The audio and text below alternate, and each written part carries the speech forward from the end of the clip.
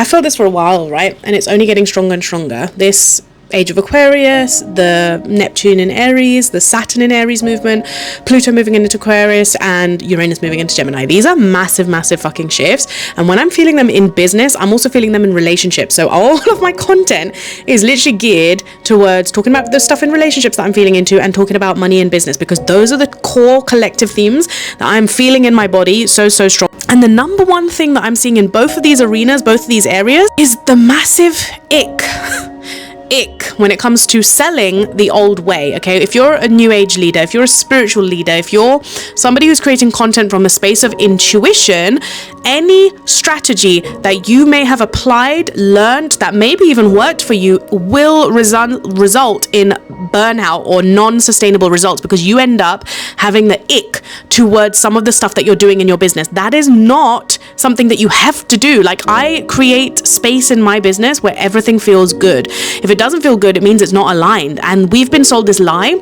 of, oh, you have to do this. You've been manipulated basically in the age of Pisces, right? That is what it is, because Pisces is the age where we have like a fog or a blinder over our consciousness, if you like. Aquarius, that shit doesn't fly. Like, you literally see everything for what it is, and so that manipulation is like, that no longer works. So what used to work for buyer psychology, right now people are going to see through it so much more faster, so much more quicker, and it's going to feel like, oh, you're squeezing the juice out of stuff, right? So if you feel like you don't want to sell, that's okay. I don't feel like selling, I don't sell. And every time I've made a shit ton of money, like I'm talking shit ton of money, I've not asked for that money.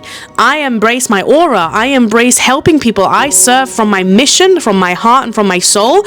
And every time I do that, money shows up for me. Why? Because that is how I'm designed. You all have a specific, unique blueprint. And if you're not following that blueprint and you're following somebody else's blueprint, that is where you get lost. That is where you're getting frustrated.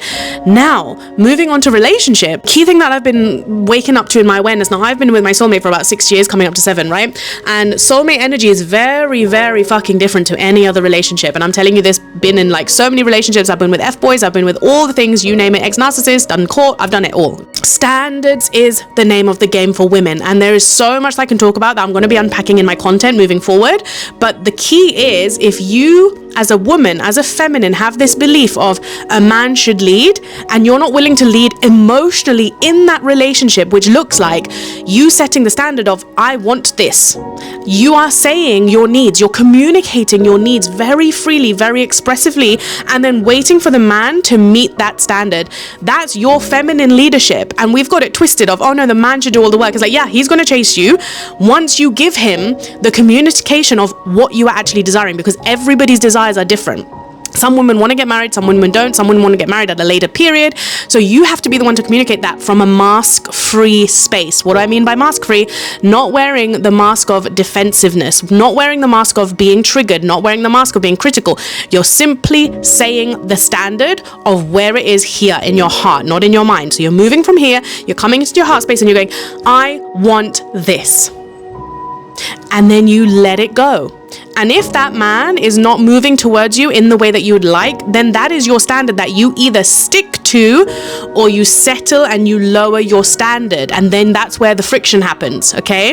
Now this is important, and I'm going to be sharing and dumping so many more details on this, but this is what I'm doing in Standards Live. Like, that's the space I want to hold that space for. It's very intimate work.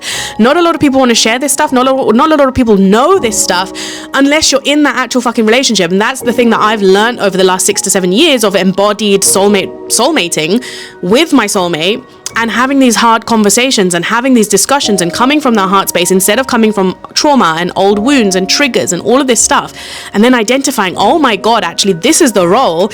This is the leadership. Like, women have to lead too in relationships, and emotionally and intuitively. And if you're not in connection with your intuition, you're going to struggle. And it's the same thing with business and money. We have to lead from our intuition and our emotions. But if our psyche is so tuned into our logic, we're in survival mode. We shut off our access to our intuition, and we stop trusting it, which means we stop trusting ourselves, which is when we look outside of ourselves. We go to mentors, and the thing is, I've never had a mentor in my business. Like, I don't do one-to-one mentor. I don't join masterminds for a good fucking reason, because I've paid high ticket stuff.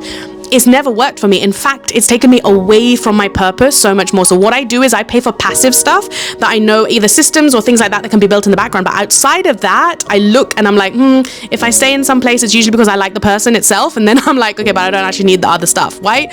So really be mindful, be intentional.